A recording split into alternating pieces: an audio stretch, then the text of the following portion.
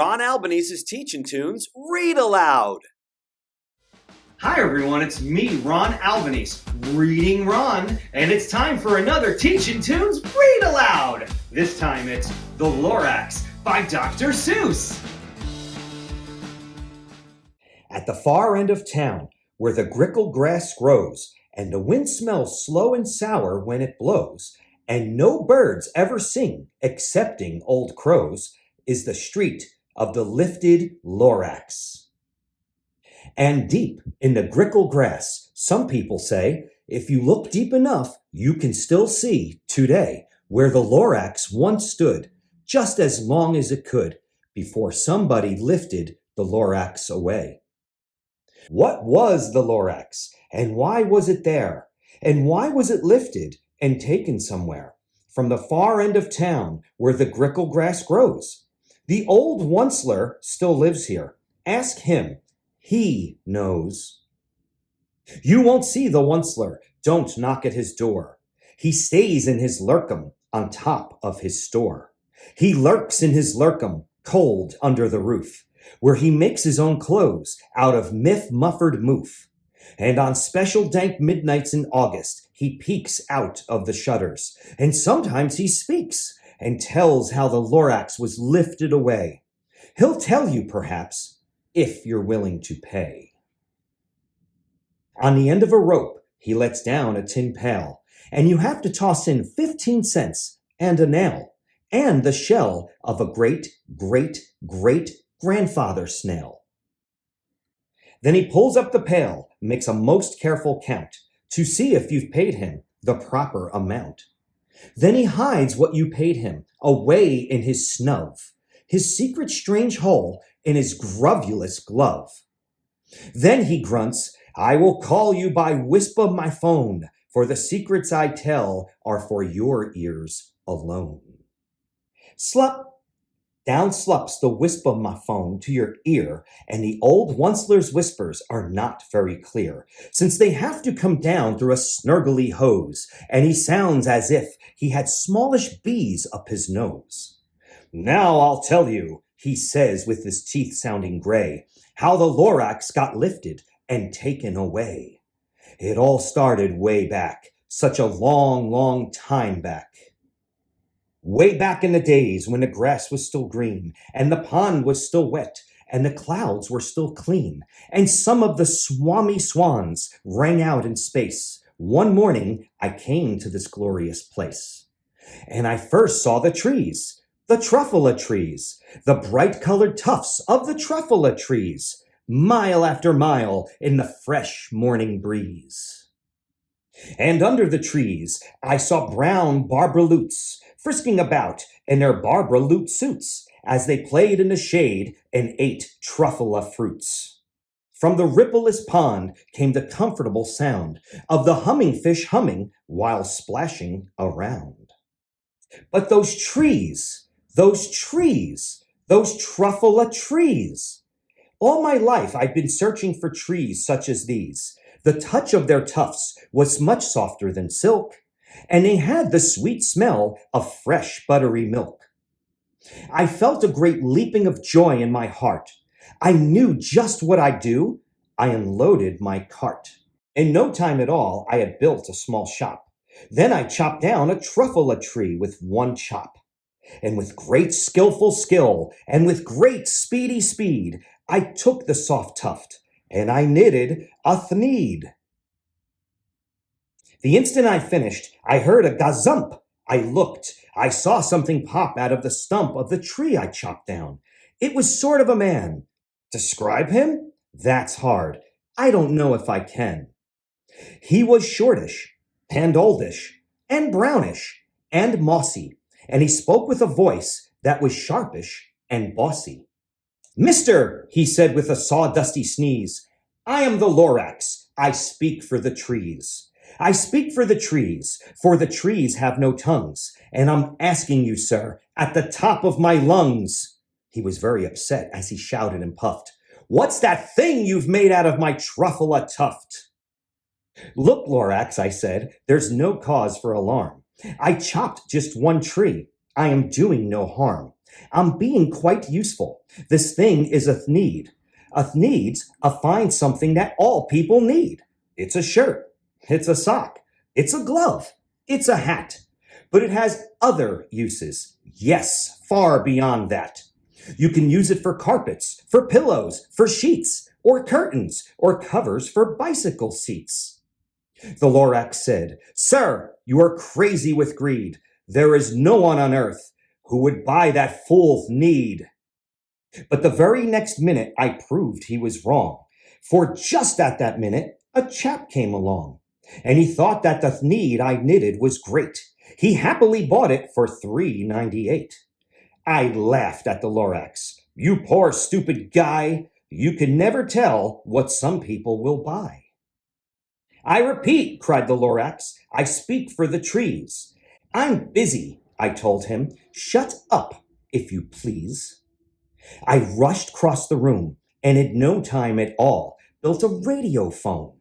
I put in a quick call. I called all my brothers and uncles and aunts, and I said, "Listen here, here's a wonderful chance for the whole Onceler family to get mighty rich. Get over here fast. Take the road to North Nitch. Turn left at Weehawken. Sharp right at South Stitch." And in no time at all, in the factory I built, the whole Onceler family was working full tilt. We were knitting needs, just as busy as bees, to the sound of the chopping truffula trees. Then, oh, baby, oh, how my business did grow. Now chopping one tree at a time was too slow. So I quickly invented my super axe hacker, which whacked off 4 truffula trees at one smacker. We were making needs 4 times as fast as before. And that Lorax, he didn't show up anymore. But the next week, he knocked on my new office door. He snapped, "I'm the Lorax who speaks for the trees, which you seem to be chopping as fast as you please. But I'm also in charge of the brown Barbara Lutes who played in the shade in their Barbara Lute suits and happily lived eating truffula fruits. Now, thanks to your hacking my trees to the ground, there's not enough truffula fruit to go round, and my poor Barbara Lutes are all getting the crummies because they have gas and no food in their tummies. They loved living here, but I can't let them stay. They'll have to find food, and I hope that they may. Good luck, boys," he cried, and he sent them away. I, the Onceler, felt sad as I watched them go. But business is business, and business must grow regardless of crummies and tummies, you know. I meant no harm.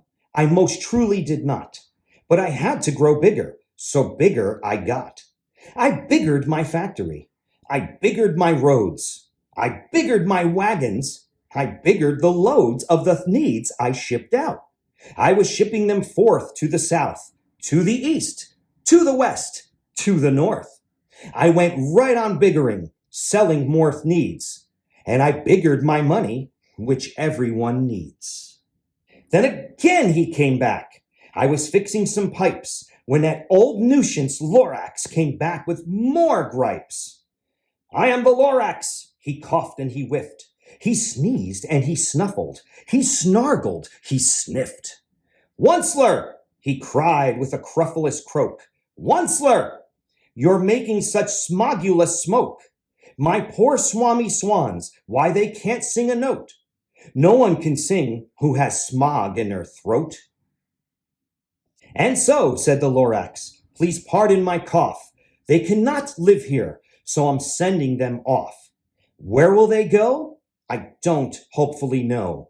They might have to fly for a month or a year to escape from the smog you've smogged up around here." "What's more," snapped the Lorax, his dander was up, "let me say a few words about Gluppity Glup. Your machinery chugs on, day and night without stop, making Gluppity Glup. Also Schloppity Schlop. And what do you do with this leftover goo? I'll show you, you dirty old Onceler man, you. You're glumping the pond where the humming fish hummed. No more can they hum, for their gills are all gummed. So I'm sending them off. Oh, their future is dreary. They'll walk on their fins and get woefully weary in search of some water that isn't so smeary. And then I got mad. I got terribly mad. I yelled at the Lorax. Now listen here, Dad. All you do is yap yap and say, bad, bad, bad, bad. Well, I have my right, sir, and I'm telling you I intend to go on doing just what I do. And for your information, you Lorax, I'm figuring on biggering, and biggering, and biggering, and biggering, turning more truffle trees into needs, which everyone needs. And at that very moment, we heard a loud whack. From outside in the fields came a sickening smack of an axe on a tree. Then we heard the tree fall, the very last truffle tree of them all. No more trees, no more needs, no more work to be done. So, in no time, my uncles and aunts, everyone, all waved me goodbye. They jumped into my cars and drove away under the smoke-smuggered stars. Now all that was left neath the bad-smelling sky was my big empty factory, the Lorax and I. The Lorax said nothing, just gave me a glance. Just gave me a very sad backwards glance as he lifted himself by the seat of his pants. And I'll never forget the grim look on his face when he hoisted himself and took leave of this place through a hole in the smog without leaving a trace. And all that the Lorax left here in this mess was a small pile of rocks with one word, unless. Whatever that meant, well, I just couldn't guess. That was long, long ago, but each day since that day, I've sat here and worried away. Through the years, while my buildings have fallen apart, I've worried about it with all of my heart. But now, says the Onceler, now that you're here, the word of the Lorax seems perfectly clear. Unless someone like you cares a whole awful lot, nothing is going to get better. It's not.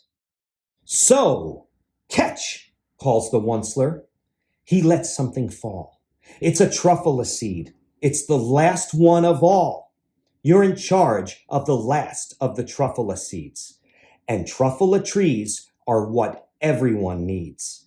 Plant a new truffle. Treat it with care.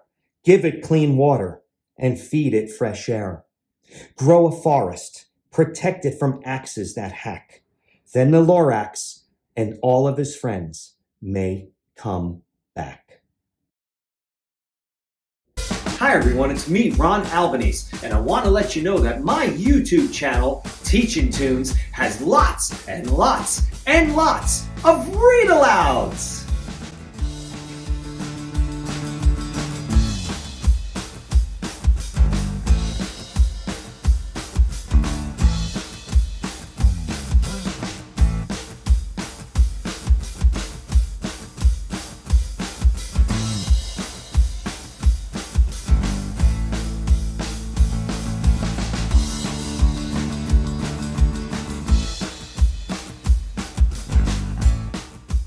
Super cool read aloud, songs, videos, and more. Ron Albanese's Teaching Tunes.